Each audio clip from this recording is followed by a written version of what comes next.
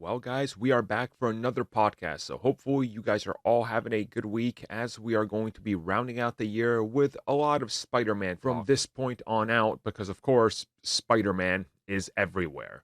So, now I just want to quickly thank all the CBC members, everybody that's joined the channel, and quickly mention that yes, audio commentaries are back. The tiers are dropping. You guys can, of course, always catch up with those if you join at any time, and new videos continue to roll out during the week. By demand, we've added more Let's Plays, we've added more general thoughts on other video games that are coming out, and so forth. And of course, still continue to deliver more audio commentaries, which we will continue to do. This week's bonus topic will be a deep dive into the final predictions for everything Spider-Man No Way Home. That, of course, drops Saturday. Or if you're listening to this on Saturday when the podcast hit YouTube, well, then it's already been out. Yeah, that makes sense. Yeah, let's get to the show. Oh, yes. Another fine week for podcasts and tons of topics. It's going to be good. I can feel it.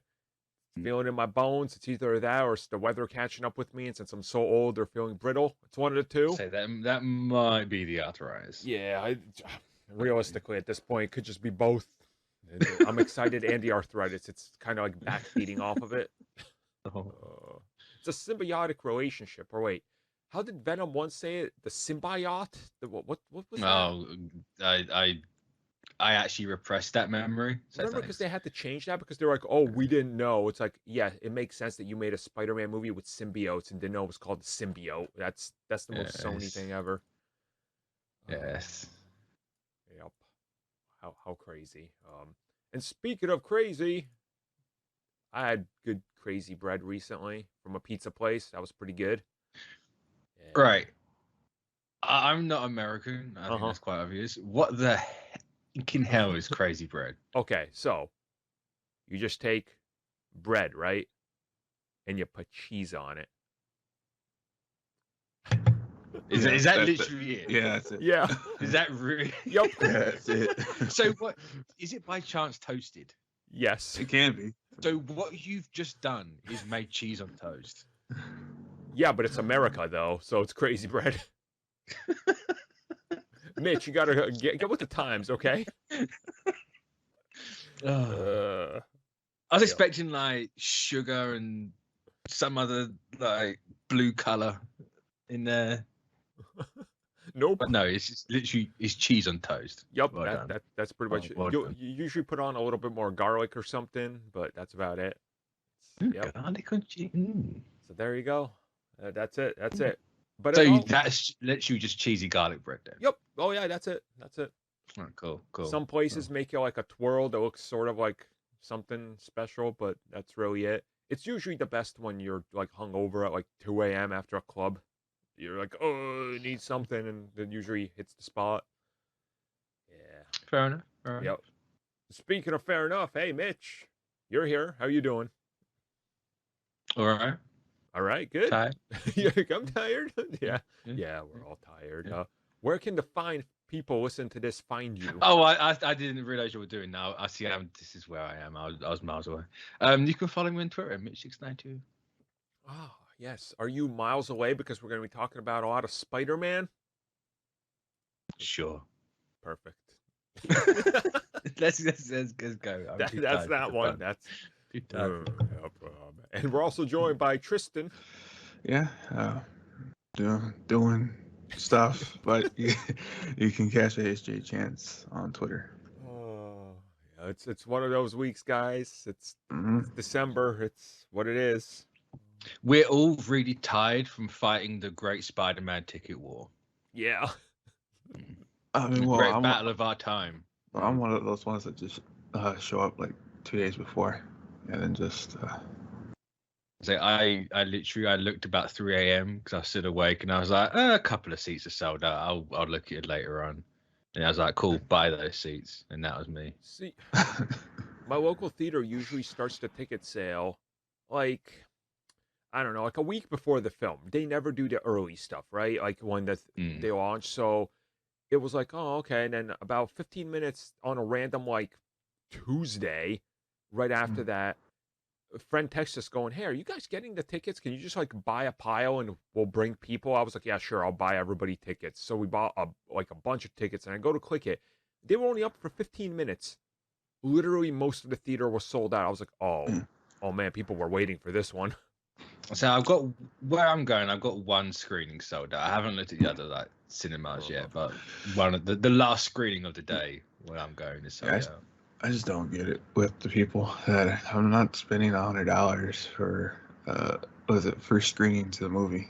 That's crazy. I like how you went for only the $100. Yeah. Knowing full well there's a 25,000. The 25,000 is a joke. No one's gonna get that. It's sold. You can buy anything and not pay for it. I mean, it's true, but it was listed as sold. So Yeah, I mean, fair enough. He had all best offer underneath it, which had me dying every time I saw that picture. I love it's sold. I love seeing the one that's like ticket $15,000 asterisk and star free shipping. Oh boy, what a deal! I saw that like who ships a ticket, and I realized it's just a little paper stub in it. The thing about it is that you're probably not even near a theater that can use it. Yeah. So, it's that whole business right there with scalping tickets is just ridiculous. But what we're missing here, what if these tickets being sold for high prices are the ones included with NFTs?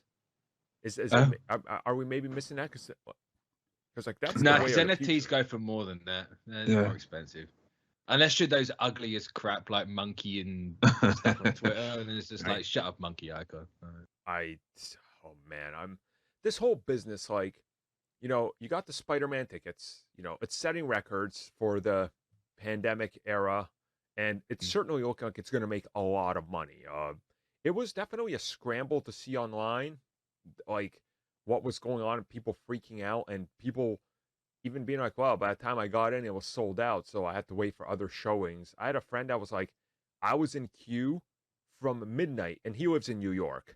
So he was in queue from midnight till 5:45 a.m. to secure a ticket. I was like, oh my God.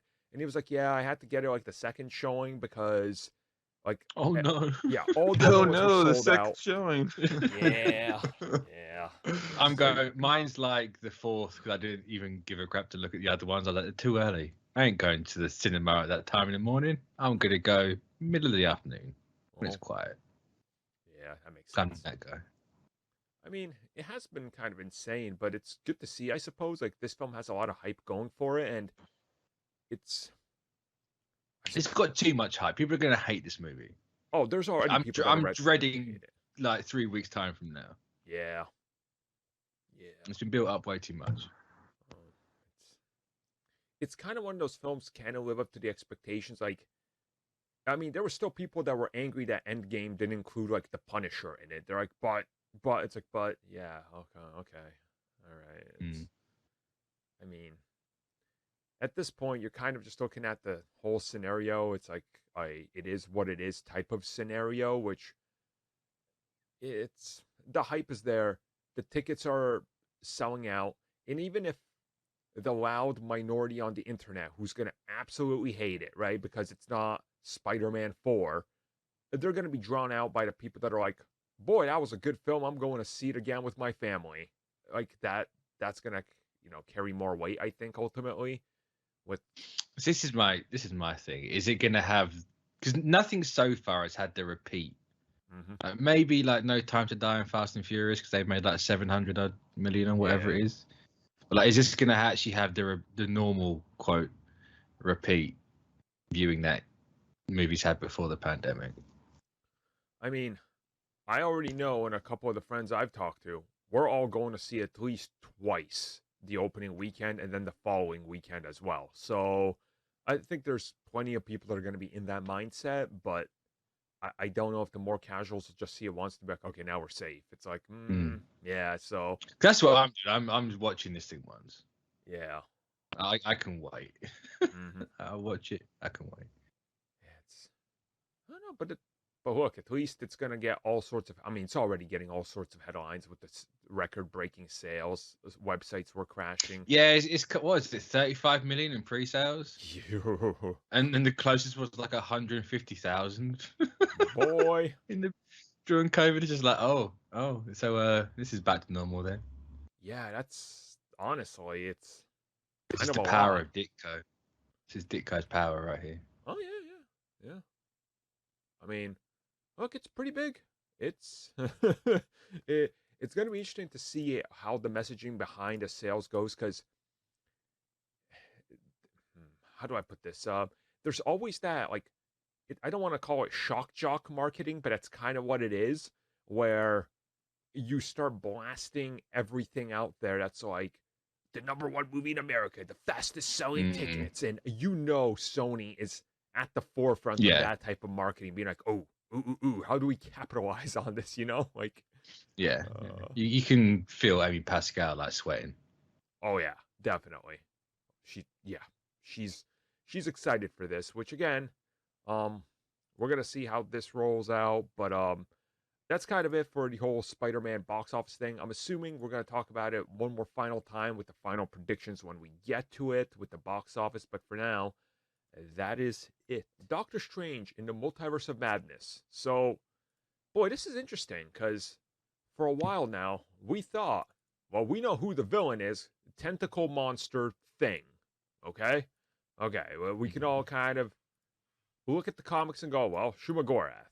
But it looks like we're not getting Shuma. Instead, we're going to get a more Namor-centric villain. Now, what's his name? Gargantos, I think? Gargantos, yeah. Okay. Ooh, good. I got that one right.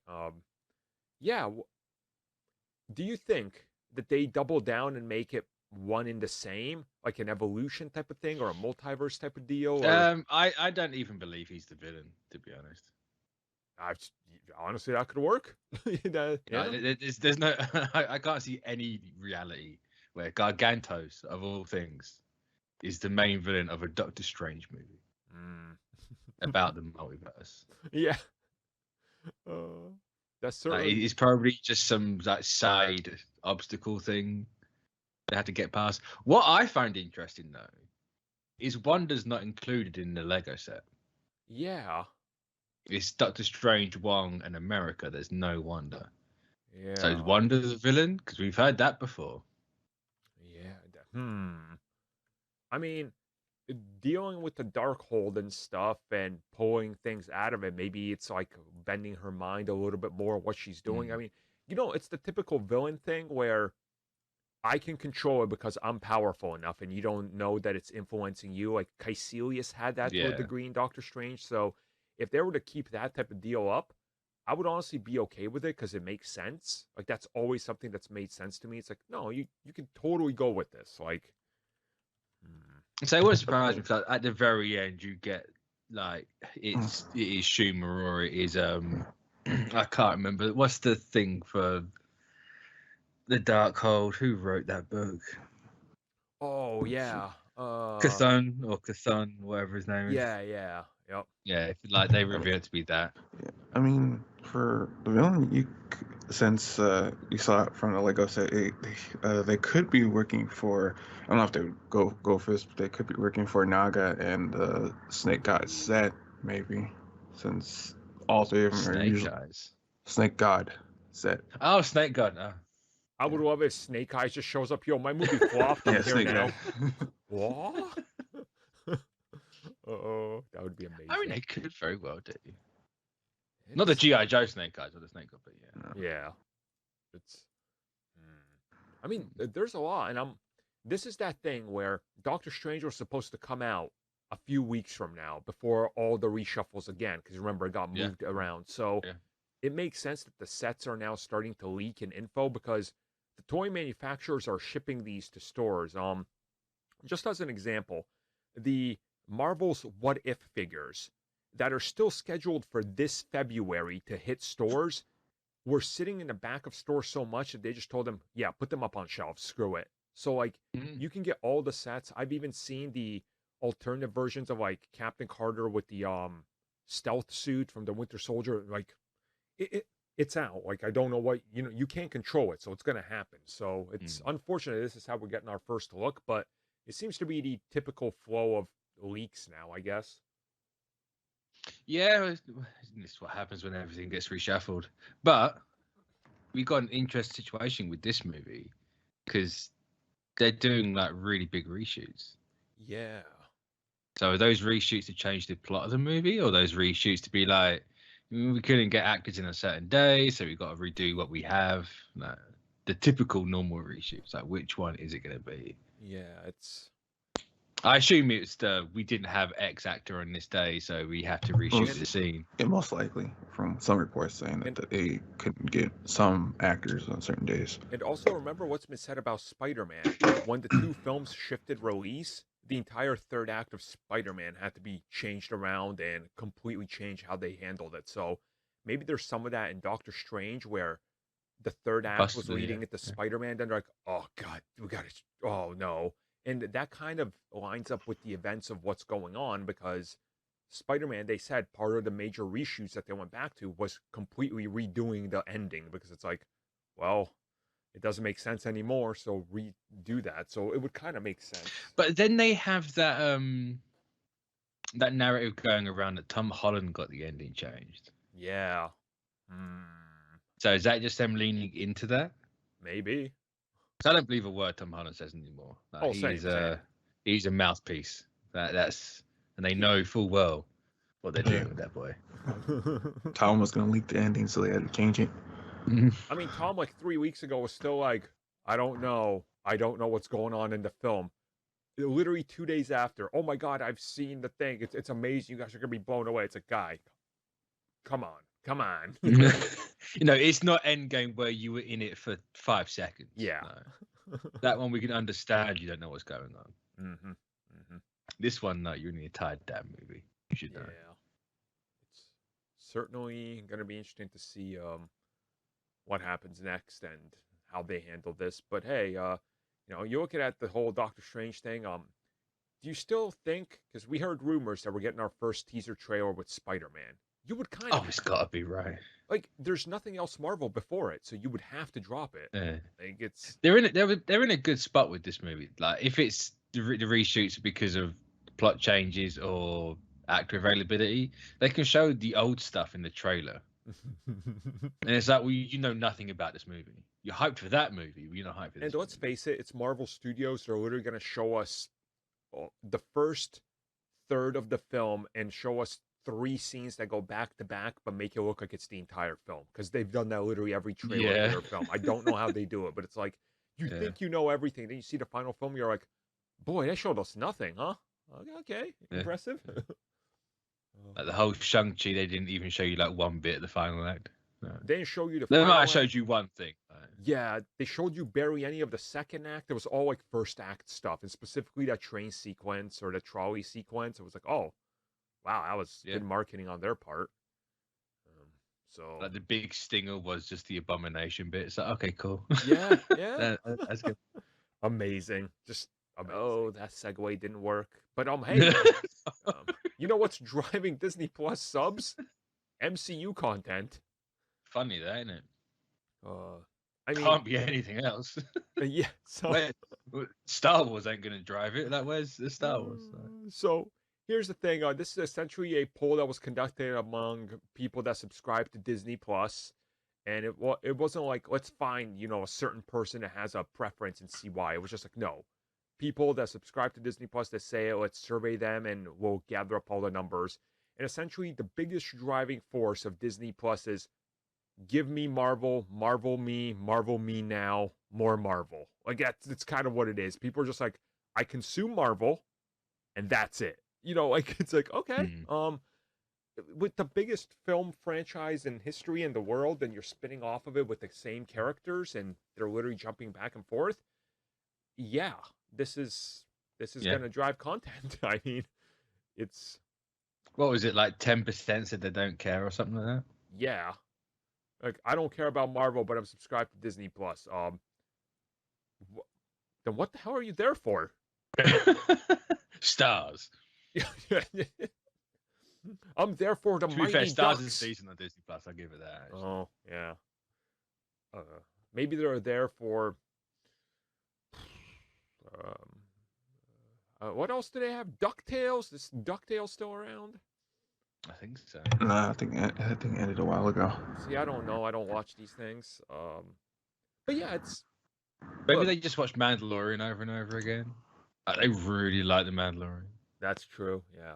I mean, I do personally know a couple people that do only subscribe because they're giant Star Wars fans and they watch the Marvel stuff as well. But again, I'm talking about people that are like, hey, we're part of the 501st and we literally work at Disney as these characters. Like, we're hired by them. So, I mean, they have a bias to Star Wars, you know? Like, so, That's a little too much Star Wars. Like you need, Yeah. a work and life balance. No? Yeah. Like, a fun fact, I know, did you guys see the photos of Snoop Dogg in the Mandalorian suit? Like, that was a thing from, I don't know, MTV a couple of weeks ago. It was like, Snoop Dogg did some sort of video with it. And he was wearing like the Mandalorian suit. I'm friends with the guy that built that suit for him. So nice. And he's like, man, he lives and breathes Star Wars. Like, I kid you not. I've known him for years. And he's just like, if it's not Star Wars, I don't care. I'm like, man, at first I was like, that's kind of crazy. And I was like, I look at my house, I'm like, there's so much Marvel and Captain America in here. I shouldn't really judge anybody. That Mandalorian suit's really cool. Yeah, it is. Yeah, it's pretty great. They did a pretty good job with it. So I do want to kind of bring this up, though, when we talk about this whole situation of Disney Plus subs. Doesn't this one-to-one correlate with everything we keep hearing, every investor's call, and literally every time they announce more content, they're like, guess what? More Star Wars and more Marvel. Like, because that is the two driving forces. So it's not surprising that they want even more Marvel every single quarter. Like, and we've heard before, they're like, originally they stated, 1 to 2 shows, that's what we're looking at. But quite clearly, they saw the demand. They're like, well, 1 to 2 is, I guess, getting to 6 to 8 per year. 1 to 2, and the first year of Marvel shows has had 5. Yeah. We're currently in our 5th show this year, so yeah. It's crazy, but it does it for them. You know, it's a good subscription driver, which I don't blame them. Now, what do you think they do next in terms of expanding Disney Plus? Are they going to try to pivot to something else, or do you think Marvel can sustain them going forward? I think the way Marvel's going, I think you can sustain with it. Yeah, quite easily. Mm-hmm. I think the only thing you really change is how Lucasfilm operates. If you can get that running at the same pace as Marvel Studios.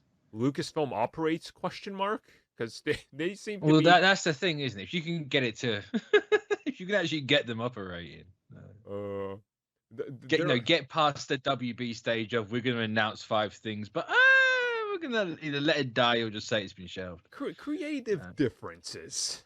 Every single project. You mean that no one wants to adhere like word for word of Wikipedia? Yeah. No. Burn Wikipedia to the ground. Ignore the hell out of it. Do what you want. But that stormtrooper, when he took his helmet off, had a side part. Why does he have a middle part? This is against canon. Cancel it. What?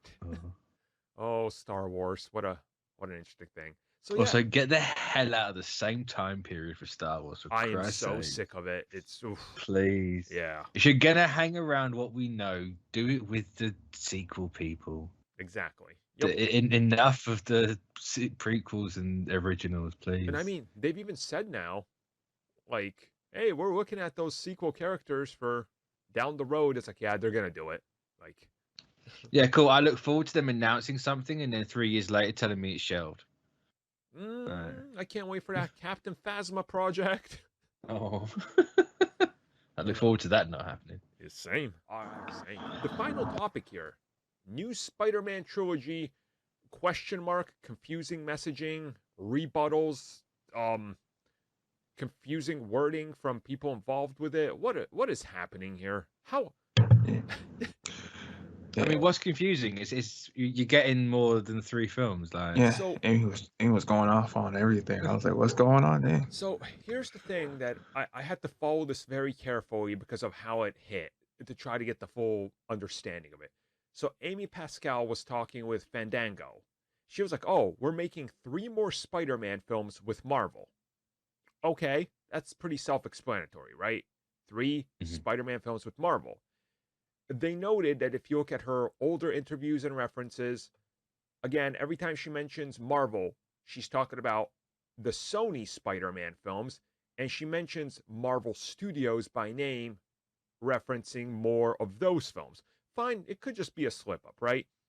Then the Hollywood Reporter was like, well, actually, no deal is inked for any of this yet. It's just kind of like they know what they're doing, but Feige and Disney and stuff, they haven't really agreed to anything new, which is like, okay, maybe they're waiting. They're still trying to figure it out. Sony, Amy Pascal putting pressure on them. It's a business move. It's tactics. We've seen this before in Hollywood.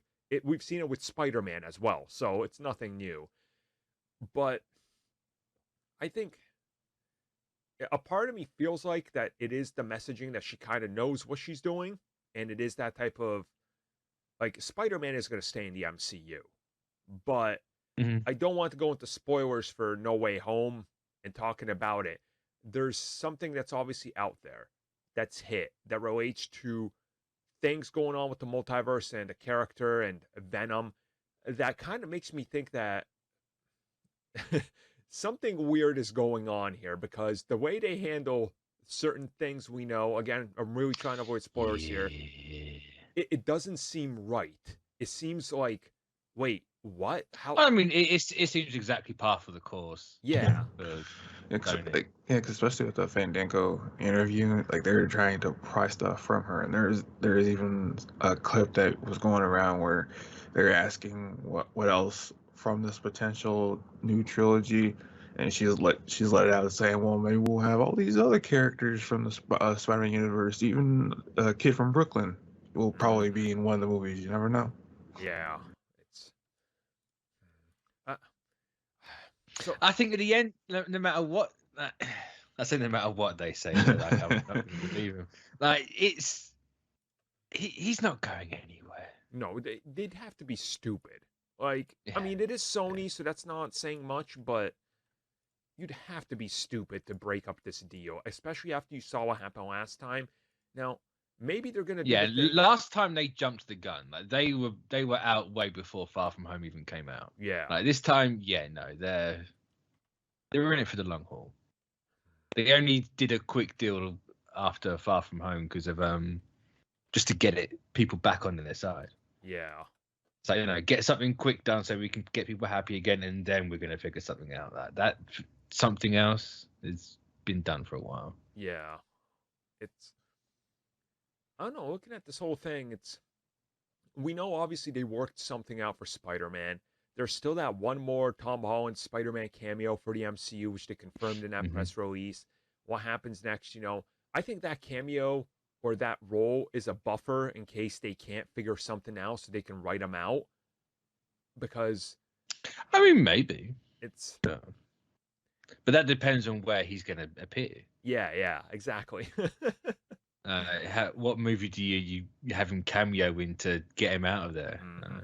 And I do also want to bring this up, which made me kind of think about this in a more, something weird is happening here again.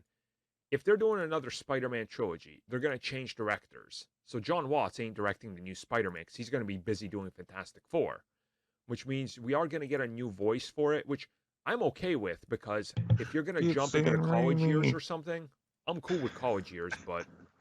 Yeah, you'd need someone else to do that, and slightly older. Yeah. Spider-Man Twitter is going to be saying, get Sam Raimi. Well, I don't care.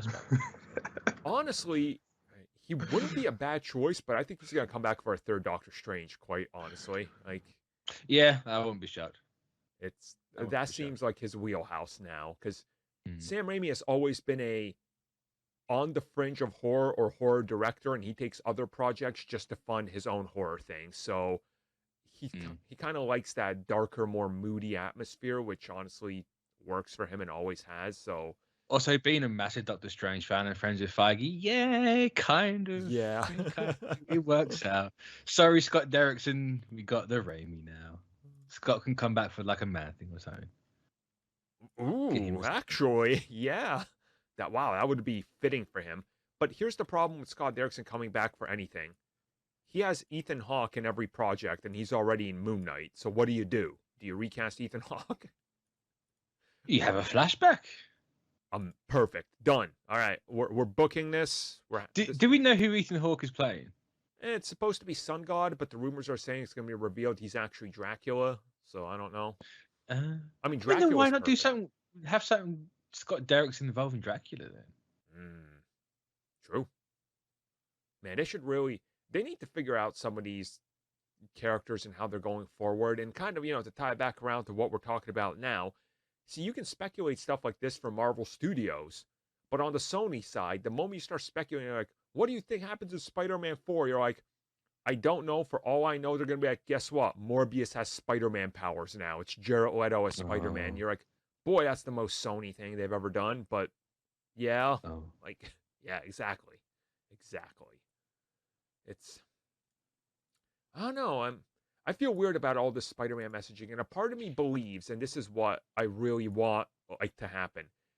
Sony kind of jumped the gun, and they're waiting till the weekend after Spider-Man comes out, like that week, to be like, due to the huge success and the overwhelming positive reaction and setting all sorts of records, look at this box office report. We've agreed to extend our relationship for X amount of years, right? It's like, okay, this works. A part of me believes it's that, but a part of me also believes Sony's like sitting there eating glue, trying to question what's going on. They're like, no, it's a Spider-Man movie, not, god damn it, like, typical. See, the Sony. ink's not dry yet because I keep licking it. Somebody check on Abby. How's Uncle Abby doing? He hasn't been. See, the Let There Be Carnage credit scene was literally just Avi Arad mocapped in the contract. They let him into a different room, and he was like, "Where am I? Oh, that looks delicious." That guy, and he's just a picture of Feige. One of my favorite things to see among people that listen to this podcast is every time we mention crazy Uncle Avi, they're clearly not in the know to who he is. They're like, "Who is this Avi guy they keep talking about?" It's like, "Oh, if you don't know, you don't know. You're missing the joke." Because he's an old one, but he's been in everything. He has his hand and everything. He's like the Joe Exotic of Spider-Man. That's the perfect analogy. That's too good. Oh no. He's taking sexually active pictures with Venom symbiotes. Give it 10 years, you'll have like a Spider King on Netflix, and I like the idea. He's trying to feed Spider-Man in Cage's pizza. Yeah. The only thing that hasn't happened yet, he hasn't been arrested. Yeah. He hasn't begged Trump for a pardon and not gotten it. Losing Spider-Man is the fault of that damn Amy Baskin. What? What are you talking about, Abby?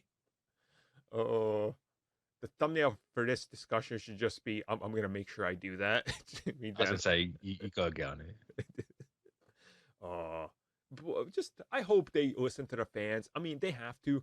If even Tom Rothman at the investors call for Sony before was like, look, we tried, we failed, we have to listen to the fans. It makes me believe, things are. I see, Rothman's been beaten down. It's taken him 20 years of X-Men movies, but he's finally been beaten down. He's like, you know what? We can't do this crap. Yeah, exactly. Wow, I just looked it up, and Avi is a producer on the Borderlands movie. Oh, that makes sense. That makes so much sense. That makes a lot of sense, yeah. Kids love guns. Which we're looking at America is not wrong, but hey. That's why we're making Kraven the Hunter. Oh, it's kind of amazing, but it's all true. It's all true. It's going to be interesting to see what happens with Spider-Man. I don't know. Keep your fingers crossed and your... I'm trying to make a Spider-Man analogy here, but I can't think of anything. Keep your web shooter sharp, filled with goo. Why would they be sharp? I don't know. They got stab things on them, I guess now. I mean, you could have just said keep them loaded. Yeah, true. I suppose. I mean, it's no longer No Not November, so you can definitely keep them unloaded. Well, there you go, everybody. There you go. Just one of those days. Nothing says end a podcast like Limp Bizkit quotes. Nothing. Absolutely nothing. When you know you hit the wall, you're like, okay, it's time to put a good old Limp Bizkit quote. Just one of those days. Oh, what a tune. I still can't believe he has a new CD coming out. Or is out. I can't believe you just called it a new CD, to be honest. They still make CDs, right? I mean, what do you think a Blu-ray is? I suppose that's true. As a compact disc. Yes, kids, that's what CD. You know what? I was legit thinking last night. What does CD actually stand for? I was just like out in the garden having a ciggy, and I was like, "What does this actually stand for?" I can't remember, and I couldn't for the life of me think about it. So thank you for saying compact. Oh. I was like, cellular disc. I was like, no, it's not cellular. Cellular disc. Oh my god. Oh. I was going through all these sequences that could possibly be, and compact was not one of them. Thank you. Well. There you go, everybody. You learned something new this podcast. Hopefully. If you haven't, I don't know. But we'll catch you all next time.